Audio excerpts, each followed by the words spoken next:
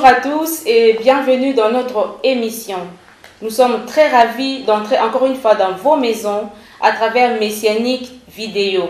Non pas pour vous distraire, mais pour vous parler de la part du Seigneur. Je suis la sœur Gracia et aujourd'hui je reçois pour vous le berger Moïse Lushiku Malou, les dispensateurs du temps de la fin. Je le salue déjà. Bonjour pasteur. Bonjour Gracia. Et comment allez-vous? Très très bien par la grâce du Seigneur. Comment se porte l'Église pendant ce temps de confinement? Je pense que l'Église se porte encore très bien parce que chacun de nous a l'occasion de se concentrer aux choses du Seigneur et d'avoir aussi le temps de la méditation. Donc d'autre part, sur le plan spirituel, le confinement nous a été profitable parce que Dieu nous a épargné peut-être de beaucoup de choses. Franchement. Oui. Donc on a formé des petites églises en famille. En famille. Et former les petites églises en famille, pour Israël, c'était le moment de se préparer pour manger l'agneau. Après quoi, sortir. Juste quand ils ont mangé l'agneau. En famille, c'était l'exode. Qui sait si pendant ce temps de confinement, notre Seigneur est en train de préparer chaque famille afin que nous puissions aller aussi à l'exode qui est l'enlèvement. Ok, merci. Oui. Ainsi, la définition de l'Église, ce sera plus l'Assemblée de Dieu, plus seulement l'Assemblée de Dieu, mais une petite communauté dans laquelle on parle de Dieu. Même la Bible le dit, là où 2 ou 3 personnes se réunissent en mon nom, je suis au milieu d'eux. Tout à fait. Merci. Aujourd'hui, le berger Moïse va nous parler de la remarque de Dieu sur les prédicateurs, mais cette fois-ci en termes clairs. Ainsi, il y aura aussi quelques préoccupations de la maison d'études de Messianique Vidéo. Sans plus tarder, nous donnons la parole à l'homme de Dieu de pouvoir nous parler du message. Merci. Nous commençons d'abord par la prière pour commencer cette étape très importante où la maison d'études de Messianique Vidéo nous a demandé de parler de ce même enseignement, mais en termes clairs, pour permettre à tout le monde, même celui qui n'a jamais lu la Bible, de comprendre. Donc nous allons spécifier. Et je rappelle à tous les internautes qui nous suivent maintenant que dans notre maison d'études, nous serons assistés par Papa Christian Beniamino de Bruxelles en Belgique et Maman Danielle en France. Voilà, c'est avec eux que nous allons former la maison d'études pour que nous puissions découvrir leurs préoccupations en tant que maison d'études de Messianique Vidéo et aussi recevoir quelques coups de gueule parce que notre objectif maintenant là c'est de cadrer l'église parce que le Seigneur nous avait dit le confinement va finir et nous allons reprendre et si nous reprenons la vie courante, la vie quotidienne, c'est pour préparer l'église, ce n'est pas pour une autre raison. Okay, bien, nous allons prier. Bien-aimés dans le Seigneur, nous prenons une position de la prière parce que nous voulons recevoir une bénédiction et nous voulons que tous les serviteurs de Dieu, toutes les servantes de Dieu reçoivent ainsi dit le Seigneur, ainsi que tous les amoureux de la parole et tous ceux qui veulent aller au ciel. Donc préparons-nous pour recevoir cette bénédiction parce que cette prière nous concerne tous. Prions. Seigneur Jésus, nous bénissons ces instants. Nous avons besoin de l'inspiration et d'un langage clair afin que ton Église soit enseignée, que ton Église soit édifiée. Nous bénissons ces instants, nous bénissons le programme qui se passe ici au studio, ainsi que les membres de la maison d'études qui sont avec nous en ligne. Et nous voulons tous ensemble former une équipe qui va édifier ton Église. Ce temps, Seigneur, est sacré et utilise-nous que nous puissions parler comme annonçant les oracles au nom puissant de Jésus-Christ. Amen. Amen. Voilà. À vous la parole. Merci. Très chers bien-aimés dans le Seigneur, il s'agit du plus long songe de ma vie. Le plus long songe de ma vie, Dieu s'est adressé aux pasteurs. Dieu s'est adressé aux évangélistes, prédicateurs disons.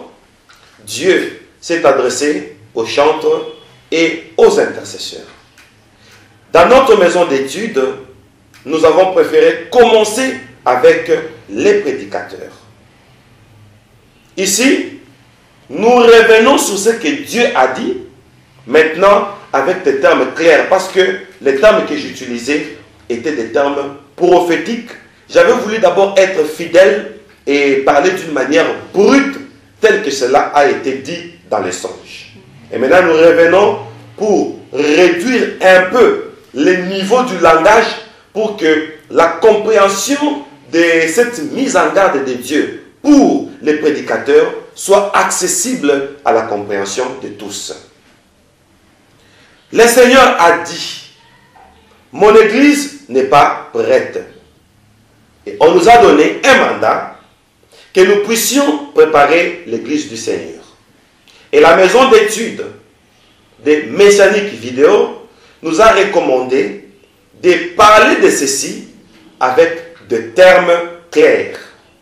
Ainsi, à propos des prédicateurs, nous allons regrouper cela en deux aspects qui vont nous permettre de clarifier cette révélation avec des termes simples, mais sans pour autant modifier le contenu du message. Deux points essentiels, d'après la remarque de Dieu aux églises.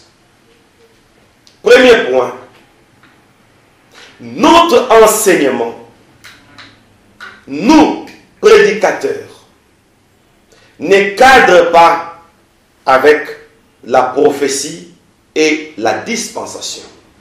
Voilà la remarque que Dieu fait aux prédicateurs.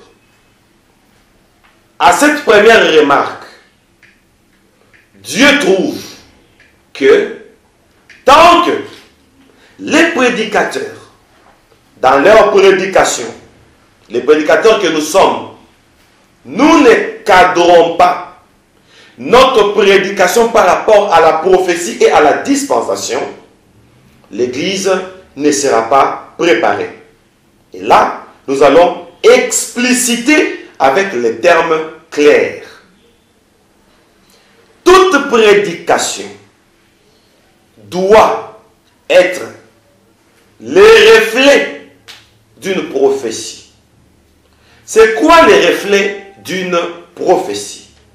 C'est-à-dire, quand on prêche pendant ce temps de la fin, comme on a dit, Dieu dit que nos prédications ne cadrent pas avec la prophétie. Ça veut dire quoi?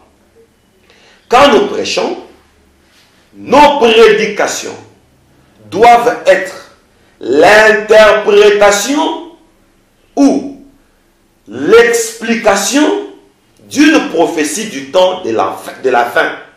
Voilà pourquoi l'un des membres de la maison d'études, Papa Christian Benamino de Bruxelles, nous a fait une remarque. Nous, c'est qui? L'Église, corps du Christ. Il nous a fait une remarque, il a dit, pourquoi on ne prêche pas l'Ancien Testament? Automatiquement, c'est la remarque de Dieu. C'est ce que Dieu nous a dit de dire aux prédicateurs dans les songes, lorsque j'ai reçu l'inspiration.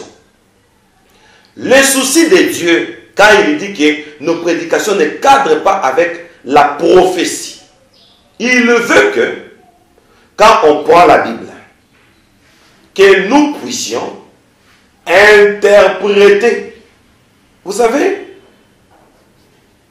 la Bible est une prophétie. Tout ce qui a été dit dans l'Ancien Testament, attendez les générations futures, je mets ça au pluriel, pour que toutes ces générations, dans leur prédication, commencent à expliciter. C'est ça la prédication. Une prédication qui n'est pas l'interprétation d'une prophétie de l'Ancien Testament. C'est une prédication hors sujet. Et quand nous disons hors sujet, c'est-à-dire ça n'interprète rien. Voilà pourquoi l'Église n'est pas prête. Quand je prends un verset biblique, je donne un exemple. Un verset biblique Dieu a tant aimé le monde qu'il a donné son Fils unique, afin que quiconque croit en lui ne périsse point et qu'il ait la vie éternelle. C'est un verset que nous lisons dans Jean 3,16. Maintenant, car Dieu a tant aimé le monde, un bon prédicateur doit maintenant regarder la prophétie. Quelles sont les preuves qui démontrent que Dieu a tant aimé le monde? Il a donné son Fils unique. Si nous ne veillons pas sur la prophétie, nous ne saurons pas les raisons, suivez-moi bien, pour lesquelles le Fils unique là a été donné. Maintenant, sinon on va dire, il a donné son Fils unique afin que quiconque ne périsse point. On va rester sur la lettre. Maintenant, quand Dieu a donné son Fils unique, qu'est-ce que les prophètes disent sur ce Fils unique-là? Il devait venir. Pourquoi? C'est ça, c'est que Dieu veut que les prédicateurs fassent. Parce qu'on doit parler en termes clairs. Avant de basculer au deuxième point, parce qu'on n'aura que 2 points, pour permettre aussi à la maison d'études d'intervenir. Quand on prêche, Dieu a tant aimé le monde qu'il a donné son Fils unique. La bonne manière de prêcher, c'est d'être complet. C'est-à-dire, Dieu a donné son Fils. Maintenant, on va voir le vieux prophète. Qu'est-ce que le vieux prophète ont dit sur l'arrivée d'un fils? Je peux donner un exemple. Ésaïe, un fils nous est né. On l'appellera admirable, conseiller, Dieu puissant, Père éternel. Père éternel. Donc, quand on nous donne Jésus, nous devons dans notre prédication dire que Jésus qui a été donné, c'est un Père. Donc Dieu veut que, en recevant Jésus, qu'on reçoive qui? Le Père. Le Père. C'est ça une prédication complète. Conseiller. Quand on reçoit Jésus, on reçoit un Conseiller. Voilà comment la Bible c'est complète. Même Jésus a dit, je ne suis pas venu abolir la loi de Moïse, je suis venu pour l'accomplir. Pourquoi l'Église n'est pas prête? Parce que les prédicateurs prennent la Bible d'une manière littérale. Jésus a marché sur l'eau. Aujourd'hui, toi aussi, tu vas marcher sur tes épreuves. L'eau symbolise les épreuves. Vous voyez, on reste sur la lettre. On reste sur l'imagination. Nous, prédicateurs, nous devons être les compléments de ce que les prophètes ont dit et nous venons pour expliciter. Alors, comme les prédicateurs n'explicitent plus la prophétie, leur prédication ne prépare pas l'Église. Parce qu'on parle de la préparation de l'Église. Comment préparer l'Église? Nous allons voir. C'est que les prophètes qui ont parlé du temps de la fin ont dit, et maintenant nous dans nos prédications, nous devons maintenant, par la révélation, expliciter ce que les prophètes ont dit sur le temps de la fin. Et notre prédication est complète. Ça, c'est le premier point. C'est ce que Dieu voulait dire aux prédicateurs avec des termes clairs. Dans 5 minutes, je prends la deuxième partie. Okay. Dans Exode 16, 29, qu'on avait lu autrefois, les bien-aimés peuvent relire ça à la maison. Exode 16, 29. Qu'est-ce que Dieu dit? On devait donner la nourriture pour 2 jours avant le sabbat. Je vais expliciter. Ce sont des prophéties. La nourriture pour 2 jours, c'est-à-dire avant le sabbat. Le sabbat, c'est le 7e jour. N'est-ce pas? Dimanche, premier jour de la semaine. Lundi, deuxième jour de la semaine. Samedi, le 7e jour de la semaine. C'est ça le sabbat. Le sabbat, c'est le samedi. Parce que le premier jour de la semaine, c'est le dimanche. D'après le calendrier juif. Pas d'après le calendrier romain. Les Romains ont falsifié. Alors, pour évoluer, on n'a que 5 minutes. Le 7e jour, qui est le sabbat, la manne ne devait pas tomber. Là, c'est dans Exode 16, 25 à 28. Ce sont des passages qu'on a lus dans l'élément précédent. Exode 16, 25 à 28. Le 7e jour, la manne ne devait pas tomber.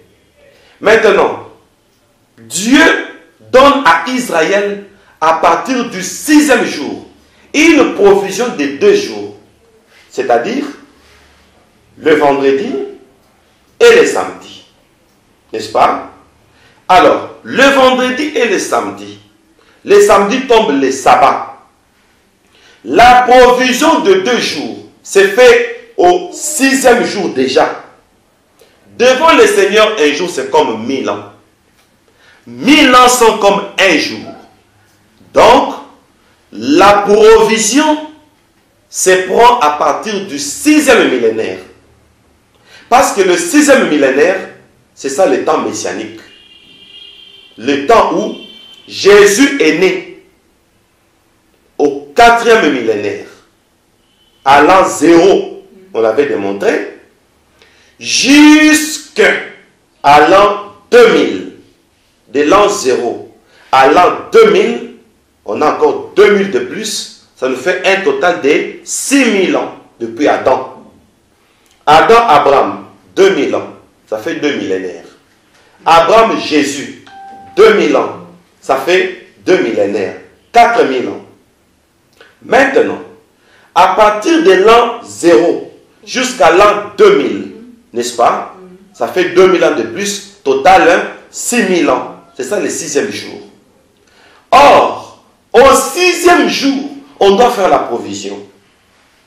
Si le 6e millénaire part de l'an 0 à l'an 2000, c'est le millénaire de qui? Qui est né à l'an 0? Jésus. Très bien, parlez pas haute voix. Jésus. Jésus. Si Jésus est né à l'an 0, de l'an 0 à l'an 2000, c'est 2000 ans, n'est-ce pas? 2000 ans, oui. Total de 6000 ans. Or, 6000 ans, c'est le 6e jour. C'est au 6e jour qu'on nous donne la provision pour 2 jours, c'est-à-dire le 6e jour et le 7e jour. Donc, le 6e millénaire et le 7e millénaire. Prédicateur, si on doit nous donner la provision de 2 jours, c'est le 6e jour et le 7e jour. Le 6e jour, c'est ça le temps messianique. Maintenant, qui est le pourvoyeur à partir du 6e jour? Le prédicateur. Le pourvoyeur, pas le prédicateur. Qui pourvoit la nourriture? C'est Jésus. Très bien, Gracia. Donc, à partir de l'an 2000, la provision a été donnée. Déjà, c'est que c'est Jésus qui nous amène la parole. Jésus nous amène la parole qui va nous introduire au 7e millénaire. Parce que la nourriture, sa provision, c'est pour 2 jours. C'est-à-dire le 6e millénaire et le 7e millénaire.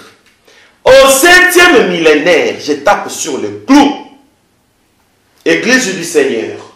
Au 7e jour, la manne ne tombe pas. Ça ne tombe plus. Parce que déjà au 6e jour, on nous a donné une provision qui vient de Jésus. Comme Jésus est la manne, il est le pain. Donc au 7e millénaire, ne cherchons pas la manne. Ne cherchons pas la parole. Parce que la parole a été déjà donnée. Qui est la parole? C'est Jésus, le pain de vie. Alors, la manne ne peut plus tomber au 7e jour. Parce qu'on a la provision. Donc au 7e jour, on mange la provision du 6e jour. Donc le 7e jour, ne cherchez pas une autre prédication. Notre provision, c'est qui? C'est la parole. Et qui est la parole? Jésus. Aujourd'hui, vous êtes branchés. Bon, vous avez toujours été branchés, mais vous répondez promptement. Et j'ai aimé. Merci. Alors, conclusion. Le 7e jour, la manne ne va pas tomber. Ici, C'est une imposition pour dire au 7e millénaire, prenons la réserve. C'est Jésus. Donc nous sommes déjà au 7e millénaire depuis 20 ans. Prédicateurs, si vous ne prêchez pas Jésus, si nous ne prêchons pas Jésus, nous sommes hors sujet. Voilà d'une manière claire ce que Dieu voulait dire aux prédicateurs. Gracias. Merci beaucoup, berger. Merci vraiment pour l'intervention. Je crois que les préoccupations sont déjà satisfaites de la manière où ils ont voulu comprendre de manière claire, avec des mots simples, des mots clairs, qu'est-ce que Dieu a voulu dire aux prédicateurs. Merci vraiment, mais il y a un souci, un souci du fait que vous parlez de Jésus, de la provision de la parole de Dieu, parce que la manne ne tombera plus. On n'a plus le temps de chercher la manne. Jésus est déjà en nous. Donc prêchons Jésus. Mais il y a certains prédicateurs, chaque jour, je ne comprends pas ce qui se passe. Je ne comprends pas, berger. Ce qui se passe dans la tête, bien dans les cœurs de ces prédicateurs, qui ne parlent que de la loi, la vie courante, le social et tout. Et puis ils accentuent sur le social. Mais Jésus, on ne sent pas que l'épouse du Seigneur est vraiment préparée pour l'enlèvement. On est en retard. On est en retard. Mais le pasteur comme vous qui parle de Jésus tous les jours. Et maintenant, même le temps de confinement, vous êtes toujours préoccupé à le dire. Ça m'étonne beaucoup, berger. Merci beaucoup. Vraiment un homme de Dieu. Merci beaucoup. Mais j'aimerais que les autres aussi suivent l'exemple. Mais c'est difficile. Que Dieu vraiment nous vienne en aide pour tout cela. Merci pour l'intervention. Merci pour tout, berger. Et nous allons prendre une pause et revenir juste après pour écouter les interventions des autres auditeurs. Non, les interventions de la maison d'études. De la maison d'études, plutôt, voilà. De la maison d'études. De Messianique Vidéo. Messianique Vidéo, merci. On souffle et on revient juste après. À tout de suite.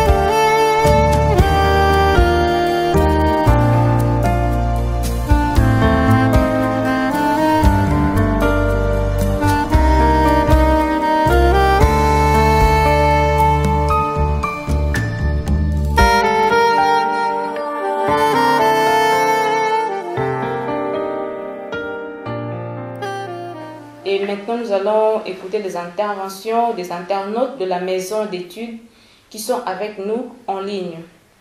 Écoutons l'appel de Maman Danielle depuis Paris. On écoute. Shalom berger, shalom ma sœur Gracia. C'est Maman Danielle depuis Paris. Je bénis le Seigneur pour cette opportunité qu'il nous donne encore de parler de sa part, vraiment berger, par les révélations profondes que vous avez de la parole de Dieu, de la Bible, qui de nos jours est lue par beaucoup, mais qui est très mal comprise et qui est très mal expliquée.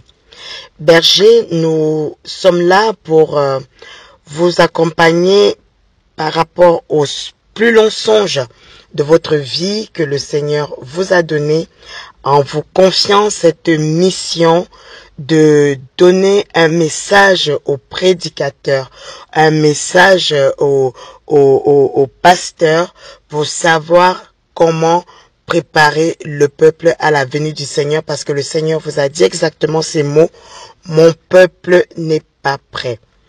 Alors, berger, ma première préoccupation est de savoir que doit dire un prédicateur, un pasteur, face à une brebis de son église ou alors à quelqu'un qu'il rencontre, à qui il parle du Seigneur, et cette personne est assaillie des soucis de la vie.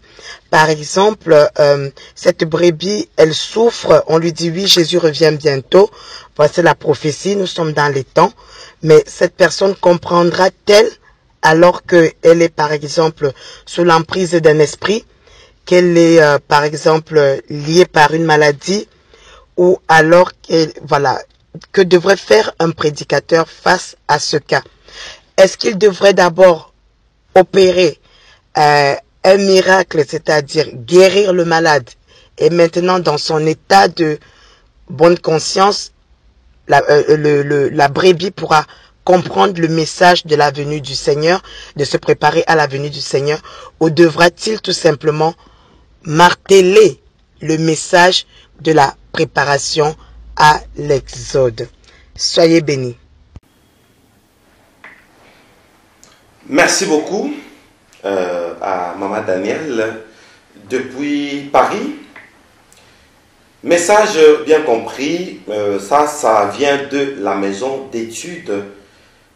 Et j'espère que cette question, vous l'avez posée à votre place et à la place de tous nos internautes qui sont en train de nous suivre et à la place de toute l'Église corps du Christ. Alors, que doit faire un pasteur face à une brebis ou à quelqu'un, mais qui est assailli par le souci de la vie, ou qui souffre, ou qui est malade? Qu'est-ce qu'il faudra faire? Alors, vous avez posé une question. Est-ce qu'il faudra d'abord guérir la brebis, ou d'abord marteler le message de l'Exode? Qu'est-ce qui doit être fait en premier? Bien.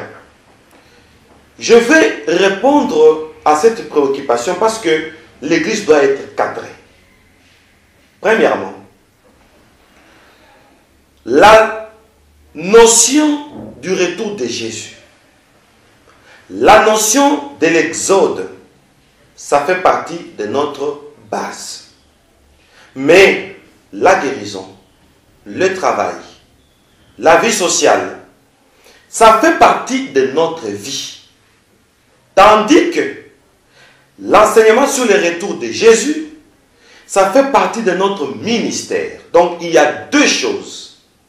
La vie courante, qui fait partie de la société, et la vie spirituelle, qui fait partie de notre objectif pour lequel l'Église existe. Donc, nous avons deux parts.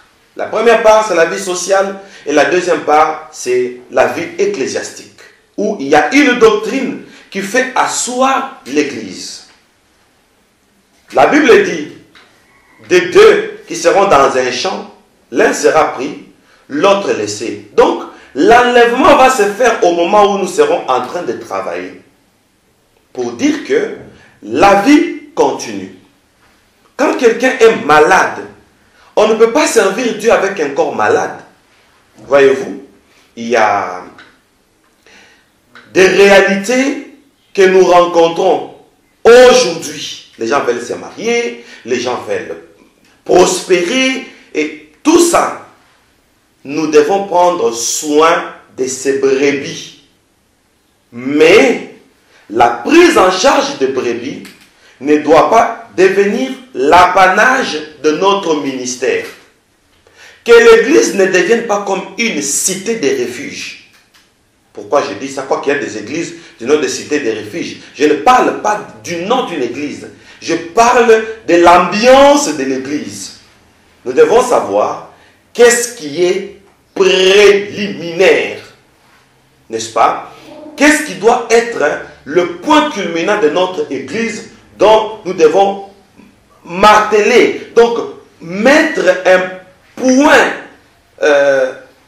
comment je peux dire, où on doit prendre ça comme d'une manière primordiale. Voyez-vous, je vais donner un exemple un peu paradoxal, si vous pouvez me permettre. On mange pour vivre, mais on ne vit pas pour manger. Voyez-vous, en tant que berger, on doit être utilisé par Dieu pour certains miracles pour les brebis, mais on n'est pas là pour les miracles des brebis. je réponds, on mange pour vivre, mais on ne vit pas pour manger. Tout ce que vous venez de citer, on doit apporter un soulagement au peuple. Même l'apôtre Paul faisait des miracles. Mais l'objectif de son ministère, c'était la conversion des païens. Alors, voyons ce qui est comme un objectif, comme une base, et ce qui est aussi comme accessoire. Le reste, c'est les accessoires. Cherchez premièrement le royaume des cieux et sa justice, et le reste vous sera donné.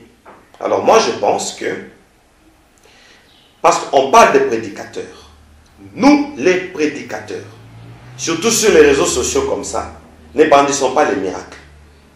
Mais sur le plan restreint, à l'église, il y a quelqu'un qui est malade, on doit prier pour lui, on doit faire la délivrance. Mais ne brandissons pas ça. Comme la plupart des églises, leur générique commence avec les miracles qu'ils font, les délivrances qu'ils font. Là, on a brandi. Mais il y a d'autres églises, leur générique, comme on est sur les réseaux sociaux comme ça commence avec des prédications. Ne brandissons pas, parce que quand on brandit, comment on fait des délivrances, et moi je suis étonné. Je suis étonné de voir dans les réseaux sociaux, on dit, voilà, une femme s'est transformée en dragon et elle a été brûlée. Je dis, ah bon? Quand on entre pour suivre, on ne voit pas la personne qui se transforme en dragon. Là, ce sont des marketing. Ce n'est pas bien pour l'église. Et vous allez voir 300 000 vues, 450 000 vues. On veut voir une femme qui s'est transformée en dragon.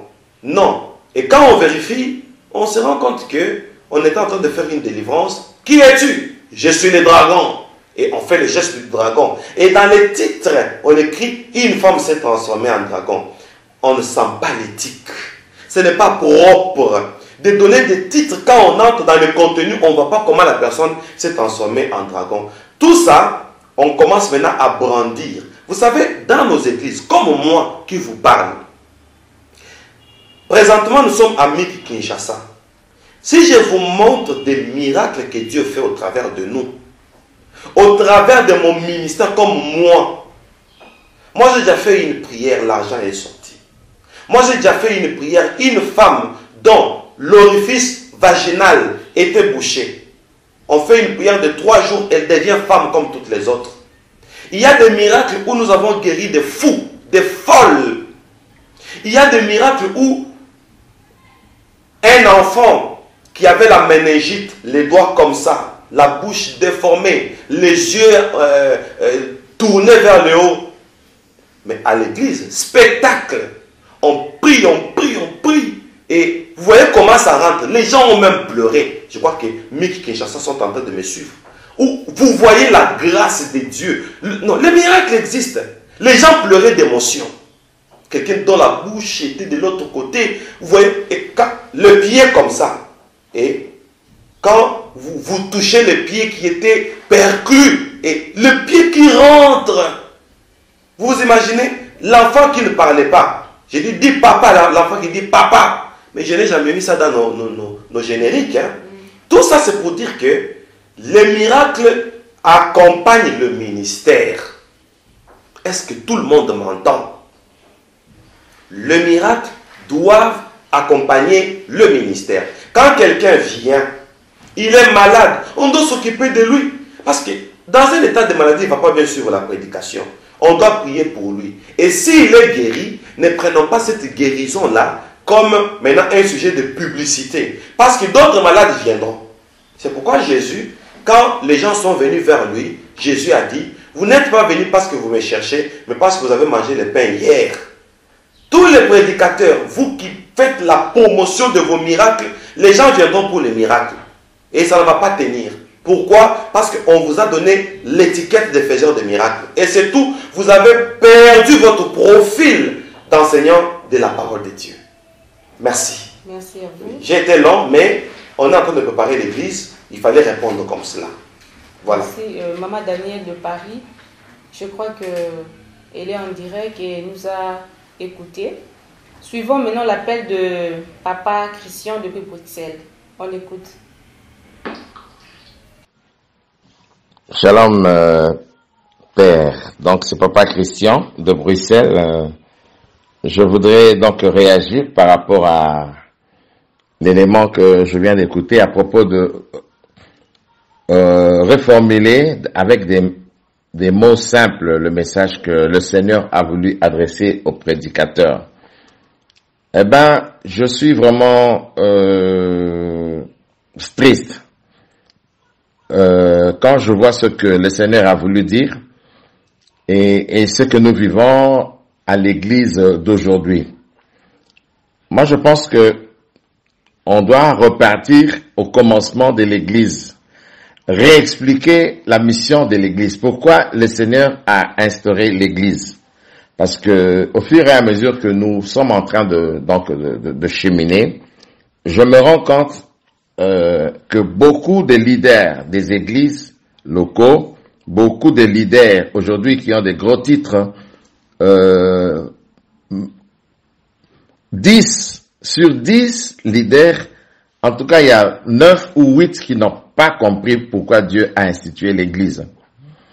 De nos jours, on devient pasteur aussi facilement, on devient évangéliste tellement facilement que on commence à interpréter les textes bibliques comme on a envie. Ça va à une vitesse vertigineuse et c'est inquiétant. Alors, ce n'est pas étonnant que le Seigneur maintenant essaie de recadrer parce que beaucoup ont cru ou beaucoup sont en train de croire que ils sont arrivés ou encore ils ont maîtrisé les choses. Beaucoup ne savent pas quelle est la mission de l'Église et encore moins le peuple de Dieu. Quand vous êtes en train de dire la manne ne va plus tomber puisque Jésus a donné une provision, c'est lui-même la manne, prêchant Jésus. Mais c'est tellement vaste. Quand on dit prêchant Jésus, on va prêcher quel Jésus? Aujourd'hui, Jésus, comme je l'ai dit, est présenté comme un faiseur de miracles. Un faiseur de miracles. Un arrangeur des situations des gens. Il y a des gros titres. Venez, vous recevrez le miracle de votre vie. Venez, le Seigneur fera ceci. Mais moi, je pense que on dit aux gens, recevez Jésus comme Seigneur et Sauveur. Pas comme Sauveur et Seigneur, mais comme Seigneur et Sauveur. Et cette notion-là a été intervertie. Alors, ce qui fait que on présente le Jésus Sauveur. Sauveur, donc ça sous-entend quelqu'un qui va vous régler votre situation sociale, quelqu'un qui va vous élever financièrement, et c'est pour ça que les gens viennent à Jésus. Mais la notion Seigneur, parce que quand on parle de Seigneur, on se réfère donc à l'ancien temps où on avait le maître, qu'on appelait Seigneur, on avait les sujets, on avait les esclaves. Donc c'est une hiérarchie des valeurs. Et à son Seigneur, quand on avait un Seigneur, on supposait qu'on était sous la domination de ce Seigneur-là. Mais cette notion à l'église d'aujourd'hui, elle a totalement disparu. Ce n'est pas le Jésus Seigneur qu'on présente, que l'église présente, mais on présente le Jésus Sauveur. Parce que tu seras délivré, parce que tu vas trouver de mariage, parce que quand tu viens, tu vas avoir un voyage. Mais est-ce que, même l'apôtre Paul est en train de le dire, si nous devons espérer en Christ seulement pour les biens de ce monde, nous sommes les plus malheureux. Et alors, ceci a formaté le peuple de Dieu ou les suiveurs de Jésus-Christ. C'est-à-dire la motivation des gens a changé. On est motivé de venir à Christ par intérêt et non par souci, par soumission, par souci de le connaître et d'entrer dans son plan et accomplir sa volonté. C'est ça le problème. Et donc, on doit essayer de rectifier le tir à ce niveau-là pour que les gens comprennent maintenant le bien fondé des temps de la fin et que les gens maintenant essayent d'avoir une mentalité rectifiée. Parce que l'Église n'a pas été donnée pour distribuer les mariages. Non, non, je ne pense pas. Je pense que Dieu, qui est bon parce qu'il a dit quel est l'un d'entre vous qui donnera à son fils un serpent s'il lui demande un pain ou un poisson. Et donc, Dieu il a réglé les choses déjà dans son package du salut, parce que le salut est vaste. Toutes ces choses-là, il a dit ça dans Matthieu 6, 33. Cherchez premièrement le royaume de Dieu et sa justice. Et le reste vous sera donné. Et donc, on a pris le reste, on a mis en avant. Et maintenant, les gens marchent avec le reste. Quand on commence à parler de sanctification, de renoncement de soi, de consécration, de prendre des engagements devant le Saint-Esprit, d'être loyal, les gens fuient à l'église. Les gens ne veulent pas les enseignements. Et nous comprendrons que dans certaines églises, lorsque vous venez pour enseigner, les gens attendent les miracles. Les gens attendent les manifestations. C'est ça. Donc, quand vous venez dans une église où on vous invite pour prêcher et que vous commencez les enseignements, les gens dorment. Les gens, ils sont désintéressés parce que lorsque vous êtes devant, vous allez voir les visages des gens qui vous suivent. Il y a de la fatigue, il y a un peu la déception parce que eux, ils attendent soit les prophéties, soit les spectacles. Et c'est cette église-là que nous devons confronter pour leur dire, voilà, on doit maintenant préparer l'épouse parce que l'époux est en train de venir. Donc, je pense que c'est à ce niveau-là que nous devons travailler aussi. Sinon, le peuple ne risque pas de nous comprendre. Moi, j'ai mes pages Facebook et quand je parle des choses sociales, l'engouement est tellement fort. Mais quand on commence à dire que voilà, nous sommes au temps de la fin, les temps divins sont accomplis, c'est 2-3 personnes qui aiment. Donc, les gens ne sont pas intéressés. Pourquoi? Parce que c'est un son nouveau. Et ce message-là ne sera pas aimé. Les gens ont peur parce que ça fait peur.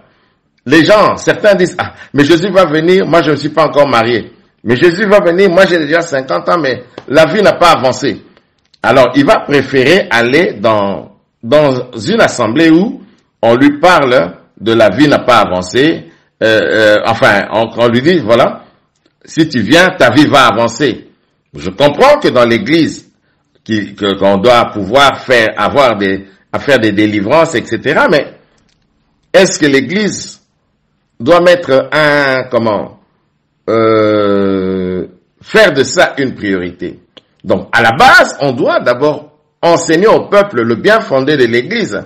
On doit enseigner le peuple à connaître le Seigneur, qui, lui, lorsqu'on le connaît et qu'on marche comme lui veut, eh bien, on aura tout. Tout cela nous sera même donné. Donc, voilà ce que je peux dire. Mais il y a du pain sur la planche parce que il y a vraiment des gens qui sont à l'église, des gens depuis 3 ans, 4 ans, 5 ans, 10 ans. Ils ne connaissent pas c'est quoi l'enlèvement. Ils connaissent pas. Non, parce qu'on n'en a jamais parlé. Du tout, du tout. Et quand vous parlez de ça, quelqu'un même m'avait demandé une question sur ma page Facebook. On dit, oh, mais c'est qui ça encore les 24 vieillards? Ces gens-là ne lisent pas. Donc, lorsque nous allons apporter ce message de la fin des temps, ce sont des aspects que nous devons tenir compte. On a présenté Dieu comme quelqu'un qui il n'est là que pour bénir, qui est même obligé de nous bénir. Et est-ce que être béni, c'est avoir des maisons, c'est avoir, je ne sais pas, des voyages? Mais la Bible dit que Jacob qui part de chez Laban, il avait des moutons, il avait, donc à cette époque-là, c'était un signe de richesse. Pourtant, il arrive au quai de Jabot, il rencontre l'ange de Dieu, il lui dit, bénis-moi. Ça, c'est encore un sujet de réflexion.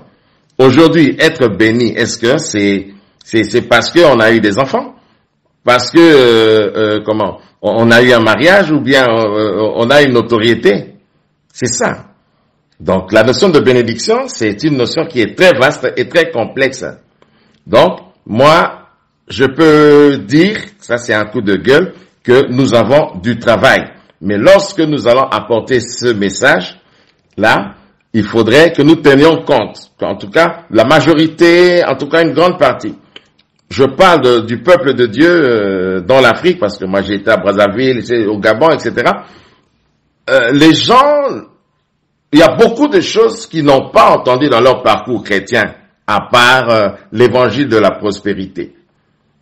Et donc, quand on leur apporte un message de la fin, nous devons tenir compte de cet aspect-là, pour que les gens soient remis à jour. Hein? Il y a des choses fondamentales comme les ABC de la vie chrétienne. Ça s'enseigne plus. Les affermissements, etc. Beaucoup de gens ne sont pas passés par ça. Hein? Il est parachuté comme ça dans une assemblée parce que quelqu'un lui a dit qu'il y aura des miracles. Ah, il y a quelqu'un qui vient de tel pays. Ah, mais c'est quelqu'un qui est puissant. Les gens tombent. Et les gens viennent comme ça et ils pensent que c'est ça la vie chrétienne. Et quand on va leur dire que maintenant c'est la fin de toutes choses, voilà, nous devons nous préparer, il y aura ce genre de réactions et beaucoup de gens seront déboussolés. Et donc, lorsque nous parlons, je pense que c'est un aspect des choses que nous devons tenir compte. Voilà, donc pour l'instant, l'huile va s'arrêter. Et nous allons voir pour la suite.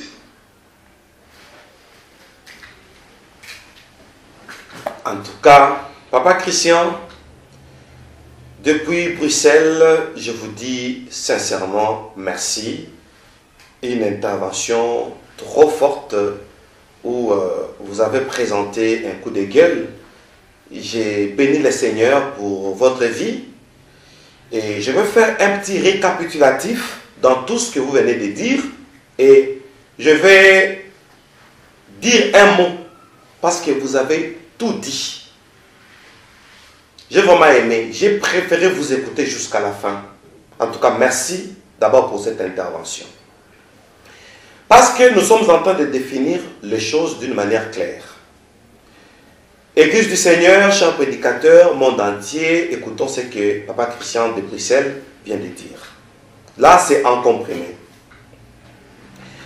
Alors, Papa Christian est triste par rapport à ce que nous vivons aujourd'hui. Nous, Église, c'est avec raison que le Seigneur dise que mon Église n'est pas prête. Alors, il a fait un coup de gueule accompagné de propositions au nombre de 4. 1. Nous devons réexpliquer la mission de l'Église. Gracias, c'est ce que nous devons faire. Donc, on a un travail à faire. Nous avons du pain sur la planche. Franchement, comme on disait quand on était à l'école, nous avons encore beaucoup de champs à... On dit des champs à fouetter. À fouetter. On a un grand travail à faire. Deuxièmement, d'abord je reviens parce qu'on ne doit pas passer comme ça. On doit réexpliquer la mission de l'Église. J'ai écrit. Cette tablette, c'est tout un agenda pour moi. Il y a tout dedans. Donc, c'est resté. On va faire des émissions parce qu'on doit préparer l'Église, réexpliquer la mission de l'Église. Deuxièmement, j'ai dit prêchons Jésus parce qu'au 7e jour, la manne ne devait pas tomber. Et nous sommes au 7e millénaire. Il n'y a pas la manne. Donc, utilisons la réserve. Donc, la réserve, c'est ce que Jésus a dispensé de l'an 0 à l'an 2000. Ça fait 2 jours, n'est-ce pas? Et nous sommes au 3e millénaire. À partir de Jésus, ça fait 3e jour. Or, on dit le 3e jour, il nous relèvera et nous serons devant lui. Ça, c'est le prophète Osée. Donc, l'enlèvement à partir de Jésus se fera au 3e millénaire. Alors, nous devons prêcher Jésus. C'est vaste. Le Seigneur est sauveur ou les sauveurs est Seigneur. On doit recevoir Jésus comme notre Seigneur et notre sauveur. Mais aujourd'hui, on a inversé. On veut prendre Jésus comme un sauveur et un Seigneur. D'abord, un sauveur. C'est lui qui doit prendre soin de nous. C'est lui qui doit nous donner les mariages. Papa Christian a beaucoup parlé. Oui. Et je suis très content. Or, quand on reçoit Jésus comme un Seigneur et un sauveur, on voit un maître. On voit un sujet. Comme à l'époque, quand on voit un maître, les restes, ce sont les esclaves. Donc prophétiquement parlant, on doit être sous la domination d'un Seigneur, de Jésus-Christ, sous ses injonctions. Voyez-vous? Mais aujourd'hui, les choses là sont inversées. Dommage. Troisièmement, Papa Christian a dit, il faut rectifier les tirs et faire comprendre la fin des temps et rectifier la mentalité de l'Église qui a mis les restes en avant. Or, il faut premièrement chercher le royaume des cieux et le reste nous sera donné. Mais l'Église actuelle a mis les restes en avant. Alors, travaillons de sorte que le peuple comprenne. Voilà le travail que nous avons. Merci Papa Christian.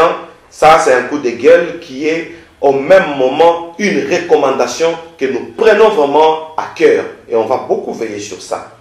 C'est ça l'avantage de la maison d'études. Et quatrièmement, pour terminer votre première intervention, les affermissements de la vie chrétienne. Vous voyez, aujourd'hui, nous avons des gens, ils sortent d'une église où on ne l'a pas d'abord enseigné. Il devient dispensateur. Mais moi, je vais dire, on ne peut pas être dispensateur sans être formé. On n'a pas été formé. Et la formation, c'est par rapport au temps. Quel temps sommes-nous? Cette formation du temps, on ne l'a pas. Directement, on devient dispensateur. On commence à enseigner. On fait le miracle, on donne des prophéties et les gens vont venir. Dommage. Alors, on va veiller sur ces 4 points. Voilà, pour ne pas déborder avec le temps. Ok, nous allons prendre le dernier appel de Papa Christian. Avec ça, on va conclure. Mais avant tout... Le dernier appel de Papa Christian. Papa Christian, oui. Oui. Avant de passer à cet appel, oui. Il y a un élément qui m'a beaucoup intéressé dans l'intervention de Papa Christian. C'est que il y a des chrétiens qui ne sont pas intéressés par rapport à oui. Merci. Oui, continue d'abord. Ça, c'est d'un côté. Et de l'autre côté, il y en a qui ignorent carrément, qui n'ont jamais entendu parler de ces messages de retour de Jésus. Grâce à soyez bénis. Papa Christian, excusez-moi. Tellement que vous avez dit beaucoup de choses. Comme vous êtes choqué, moi aussi je suis choqué. L'église est malade. Et il a utilisé un terme, il a dit l'AVC. L'AVC de l'église. Il a utilisé un terme là. Oui. Donc l'église est malade. Alors, Papa Christian a souligné des choses. En tout cas, merci pour les rappels. C'est ça votre travail. Soyez bénis. Amen. Ok. L'église n'est pas intéressée sur les enseignements de la fin des temps. D'autres ne connaissent rien. Franchement. Donc il y a un grand travail. On doit s'occuper de ceux qui ne sont pas intéressés pour leur donner la motivation. Et ceux qui ne connaissent pas du tout. Et on doit leur donner l'information. Nous sommes dans un état d'urgence. Soyez bénis, Gratien. Merci, Berger. Prenez maintenant le dernier appel de Papa Christian. Super. Voilà, nous allons prendre le dernier appel de Papa Christian Beniamino depuis Bruxelles. Shalom Père, c'est Papa Christian. Je pense aussi que pour nous, si nous voulons être complets, nous devons proposer aux prédicateurs un cours biblique de Mic. Un cours biblique de Mic. Parce que là, nous sommes en train de voyager, en tout cas pour ceux qui sont désireux, nous sommes en train de voyager dans l'Ancien Testament.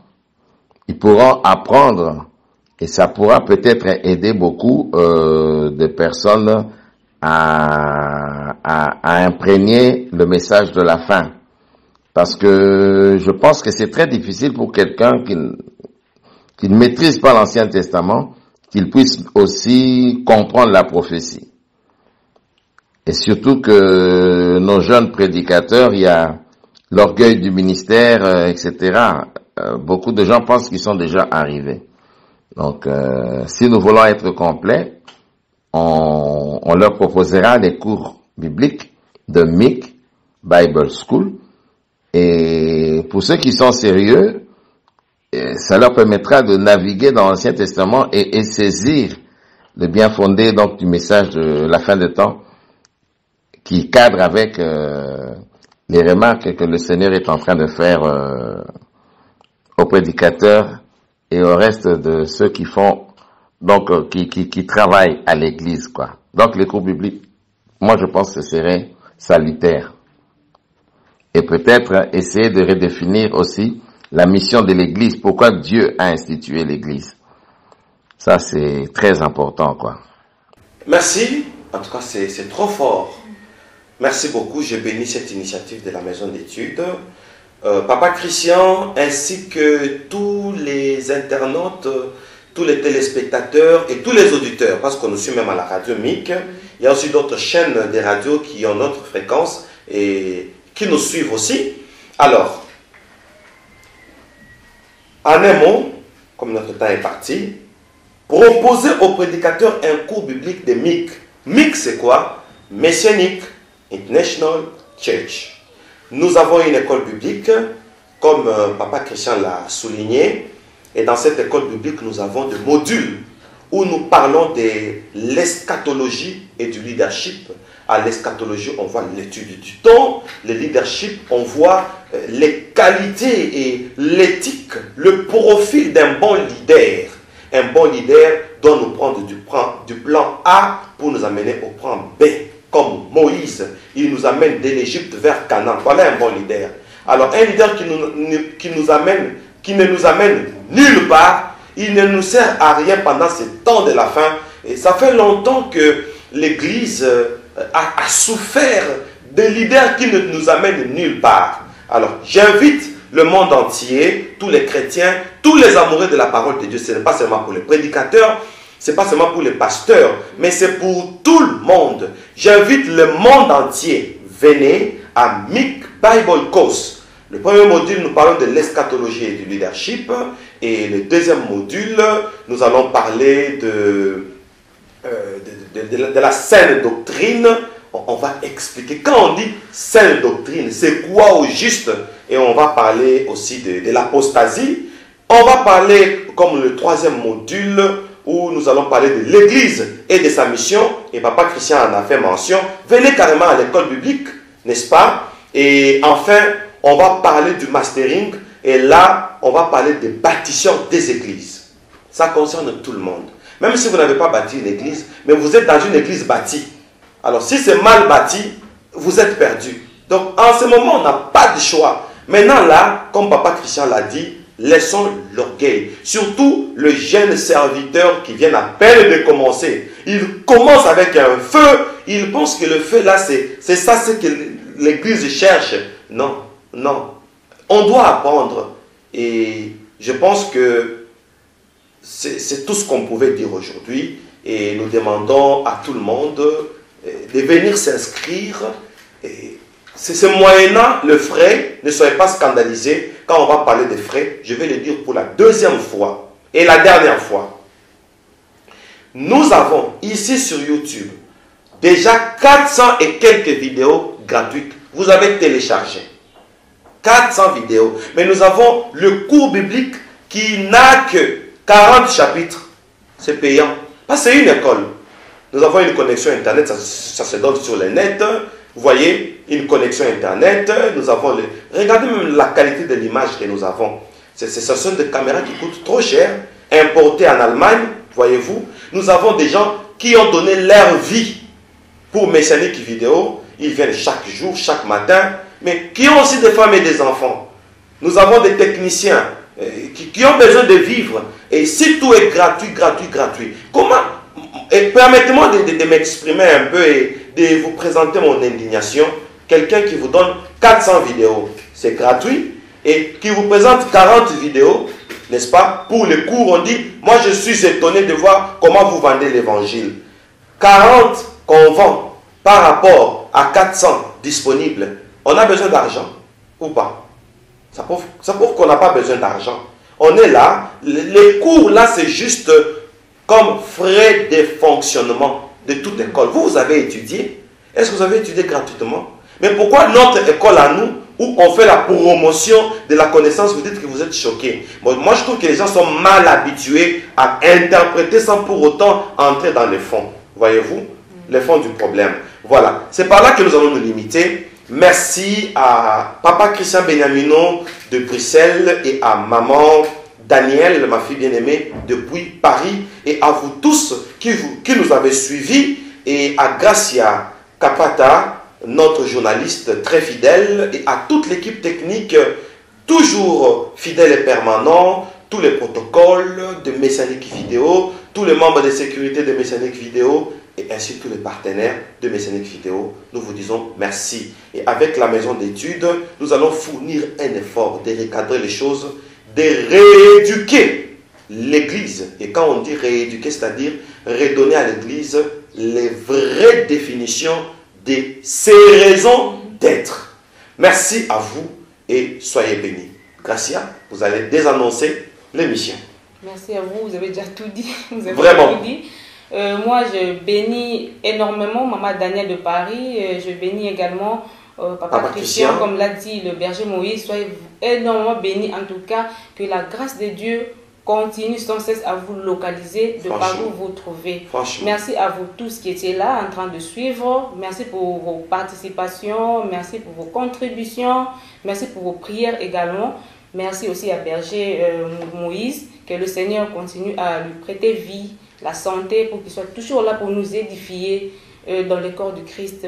Merci. Et avant de dire au revoir, la séance prochaine, nous allons voir le deuxième chapitre de ce que Dieu a imposé aux prédicateurs comme un message. On avait déjà donné la première partie qui a ouvert la maison d'études, et après on va se retrouver cette fois-ci pour le deuxième chapitre. Deuxième partie. Parce que pour les pasteurs, il y avait deux chapitres, le prédicateur 2 chapitres, les chantres 1 chapitre et les intercesseurs 1 chapitre. Donc la fois prochaine, on va aller au chapitre 2 pour les prédicateurs. Maintenant, on peut dire au revoir aux enfants de Dieu et nous vous disons au revoir. au revoir. Bye bye.